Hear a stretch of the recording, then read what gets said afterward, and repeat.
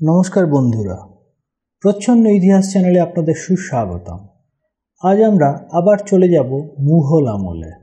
আসলে ভারতবর্ষে এত কালারফুল, এত বৈচিত্র্যময় ডাইনেস্টি আর দেখা যায় না।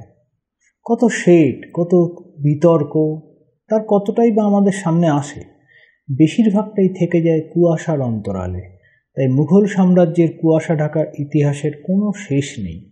ভাতৃহন্তা সম্রাট বলতে আমরা জানি অরঙ্গজেবকে, কিন্তু আমরা কতজন জানি যে তার পিতা সম্রাট শাহজাহানও তার ভাই খসরু মির্জাকে হত্যা করে সিংহাসন কণ্টকমুক্ত করেছিলেন? কতজন জানি সিংহাসনের জন্য পিতা পুত্রের শত্রু হয়েছিল এবং পিতা জাহাঙ্গীরের নির্দেশে জ্ঞানী বিদ্বান জনপ্রিয় খসরু মির্জাকে অন্ধ করে দেয়া হয়েছিল? এর ওপর বিস্তারিত ভিডিও আছে এই চ্যানেলে, দেখে নিতে পারেন। এবার আসি আজকের ভিডিওতে। যদি ভিডিওটা ভালো লাগে একটা লাইক দেবেন, শেয়ার করবেন আর চ্যানেলটা সাবস্ক্রাইব করবেন প্লিজ। যদি প্রশ্ন করা হয় মুঘল আমলের সবথেকে বিত্তবতী ক্ষমতাশালিনী নারী কে ছিলেন, বলতে পারবেন? নূরজাহান, তাই তো? কিন্তু না, এটা ভুল। যদিও নূরজাহানও যথেষ্ট ক্ষমতাশালিনী ছিলেন, বলতে গেলে সম্রাট জাহাঙ্গীরকে সামনে রেখে পিছন থেকে তিনিই একরকম শাসন করেছিলেন তামাম হিন্দুস্তানকে।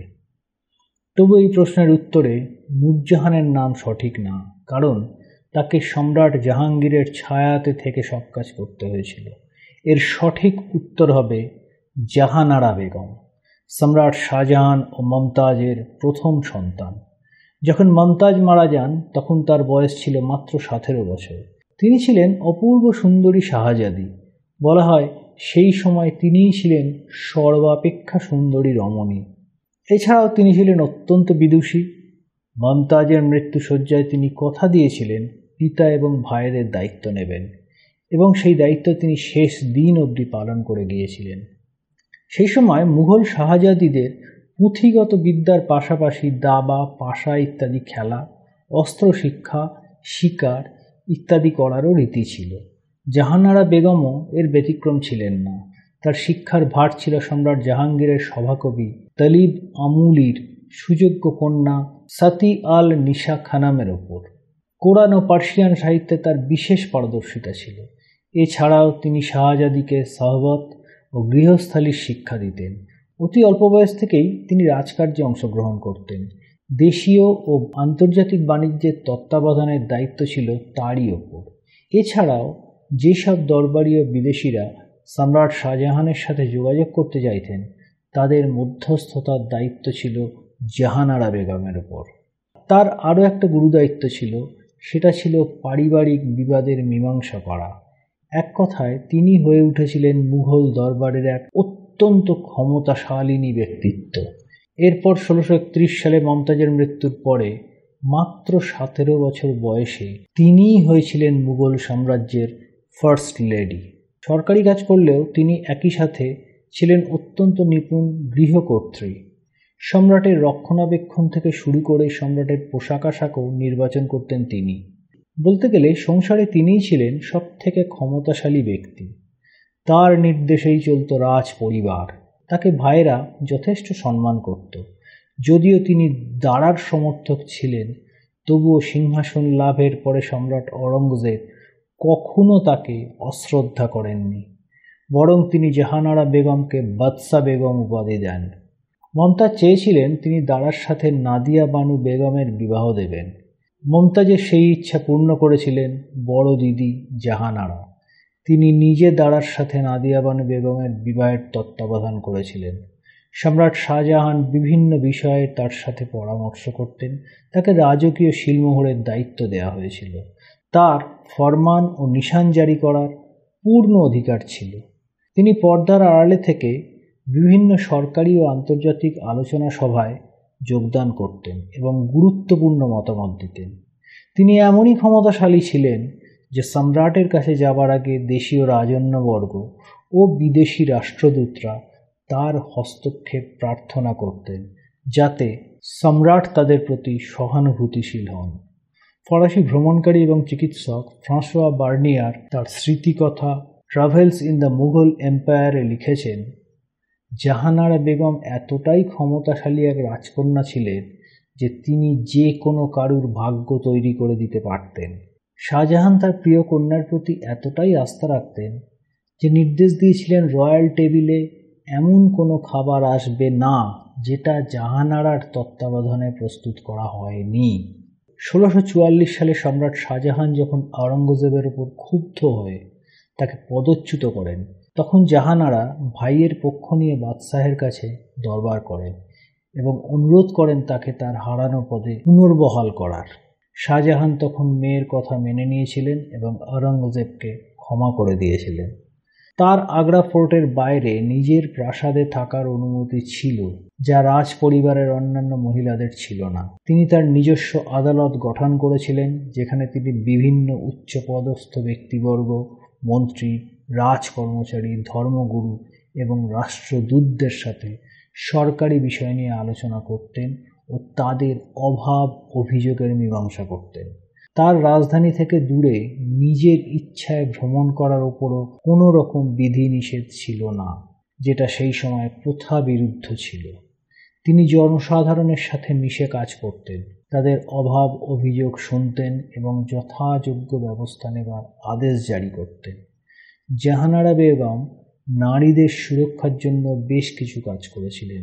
শোনা যায় একবার তার এক পরিচারিকার সাথে অশালীন আচরণের জন্য তিনি এক সৈনিককে হাতির পায়ে পিষে মারার আদেশ দিয়েছিলেন। সম্রাট শাহজাহান তার কন্যার রাজনৈতিক জ্ঞান ও বিচক্ষণতায় এতটাই খুশি ছিলেন যে তিনি জাহানারা বেগমকে বহু উপাধিতে ভূষিত করেছিলেন। তিনি একজন সুনিপুণ স্থপতিও ছিলেন। শাহজাহানাবাদ, যা বর্তমানে ওল্ড দিল্লি নামে পরিচিত, সেখানকার বেশ কিছু প্রাসাদের নকশা নাকি জাহানারা বেগমের তৈরি ছিল। 1644 সালে 30 বছর বয়সে এই শাহজাদি ভয়ঙ্কর এক দুর্ঘটনার কবলে পড়েন। তার পোশাকে আগুন লেগে যায়। তিনি গুরুতরভাবে আহত হন। পিতা শাহজাহান প্রিয় কন্যার কল্যাণের জন্য এতটাই উদ্বিগ্ন হয়ে পড়েছিলেন যে ওপরওয়ালার কাছে আকুলভাবে প্রার্থনা করার সাথে সাথে দরিদ্রদের প্রচুর অর্থ দান করেন ও সমস্ত বন্দীদের মুক্তি করে দেন। দুর্ঘটনার 1 বছর পর জাহানারা পুরোপুরি সুস্থ হয়ে ওঠেন। সুস্থ হবার পর জারপন্নায় খুশি হয়ে সম্রাট কন্যা জাহানারাকে প্রচুর মণি মাণিক্য গয়নার সাথে সাথে সুরাট বন্দরের রাজস্ব উপহার স্বরূপ দান করেন। তিনি শুধু বিপুল ক্ষমতার অধিকারিণীই ছিলেন না, একই সঙ্গে তিনি ছিলেন অত্যন্ত ধনবতীও। 6 ফেব্রুয়ারি 1628 সালে যখন শাহজাহানের রাজ্যাভিষেক হয়, তখন তিনি স্ত্রী মমতাজ মহলকে বাদশাহ বেগম উপাধি ও 2 লক্ষ আশরাফি বা পারস্য স্বর্ণমুদ্রা, যার একটির মূল্য ছিল 2 স্বর্ণমুদ্রার সমান, 6 লক্ষ মুদ্রা, বার্ষিক 10 লক্ষ টাকার অনুদান ও 50 লক্ষ টাকার অলঙ্কার উপহার দেন। একই সাথে তখন জাহানারা বেগমকে বেগম সাহিবা উপাধি দেওয়া হয় এবং 1 লক্ষ আশরাফি, 4 লক্ষ মুদ্রা এবং বার্ষিক 6 লক্ষ টাকার অনুদান দেওয়া হয়। সাথে উপহার দেওয়া হয় 25 লক্ষ টাকার গয়না।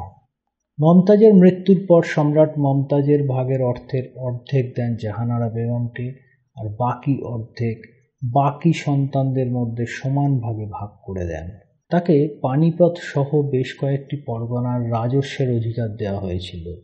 বাগ-ই-জাহানারা, বাগ-ই-নূর, বাগ-ই-সাফা সহ বেশ কয়েকটি গ্রাম তাকে দেওয়া হয়েছিল। এছাড়াও আগেই বলেছি তাকে সুরাট বন্দরের রাজস্ব প্রদান করা হয়েছিল। সম্রাট আকবরের পাটরানী মারিয়াম উজ জামানি বা যোধাবাই মুঘল সাম্রাজ্যের আন্তর্জাতিক বাজারে পণ্য সরবরাহের এক ব্যবসা শুরু করেছিলেন, যার জন্য তার বেশ কয়েকটি জাহাজও ছিল। সেগুলি সুরাট ও লোহিত সাগরের ওপর দিয়ে নীল ও নানা রকম মশলা রফতানি করত। যোধাবাইয়ের পর নূরজাহান সেই ব্যবসার হাল ধরেছিলেন। তারপরে সেই ব্যবসা আসে জাহানারার হাতে। মালিকানা হাতে পেয়ে তিনি নিপুণভাবে ইংরেজ ও ডাচদের সঙ্গে সেই বাণিজ্য সম্পর্ক বজায় রেখেছিলেন। দরিদ্রদের প্রতি জাহানারার বিশেষ সহানুভূতি ছিল।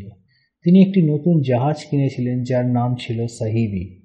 তিনি আদেশ দেন যে সাহিবি প্রথম যাত্রায় সবার আগে চাল নিয়ে মক্কায় যাবে এবং সেখানকার দরিদ্র ও নিঃস্ব লোকেদের মধ্যে তা বিতরণ করবে। তিনি গুরুত্বপূর্ণ রাষ্ট্রীয় ও ধর্মীয় দিবসে ভিক্ষার আয়োজন করতেন। দুর্ভিক্ষে অকাতরে ত্রাণ দিতেন ও মক্কার তীর্থযাত্রীদের প্রচুর সাহায্য করতেন। ১৬৫৭ সালে শাহজাহান গুরুতর অসুস্থ হয়ে পড়লে ভাইদের মধ্যে উত্তরাধিকার যুদ্ধ শুরু হয়। তখন জাহানারা তার ভাই দারা শিখোকে সমর্থন করেছিলেন। তবে সেই কারণে কিন্তু অরঙ্গজেব সিংহাসনের দখল নেওয়ার পরে দিদিকে অশ্রদ্ধা করেননি। এরপর শাহজাহানকে আগ্রার দুর্গে বন্দী করা হলে জাহানারা সব ছেড়ে পিতার সাথেই স্বেচ্ছায় নির্বাসন নেন এবং পিতাকে দেখাশোনার দায়িত্ব নেন। ১৬৬৬ সালে শাহজাহানের মৃত্যু পর্যন্ত তিনি সেই দায়িত্ব পালন করেছিলেন। যখন তিনি স্বেচ্ছা নির্বাসন নিয়েছিলেন তখন তার বোন রোশনারা জাহানারা বেগমের সব কাজের দায়িত্ব নেন এবং তার পরিবর্তেই বাদশাহ বেগম বা বেগম সাহিব উপাধি পান। পরে শাহজাহানের মৃত্যু হলে সম্রাট অরঙ্গজেব আবার তাকে তার ছেড়ে যাওয়া সম্মান ফিরিয়ে নিতে অনুরোধ করেন। এছাড়াও সম্রাট অরঙ্গজেব জাহানারা বেগমকে শাহজাদি সাহেব বলে একটি নতুন উপাধিও দেন। অরঙ্গজেব তাকে অত্যন্ত সম্মান করতেন। জাহানারা আবার ফার্স্ট লেডি হিসেবে রোশনারার স্থলাভিষিক্ত হন।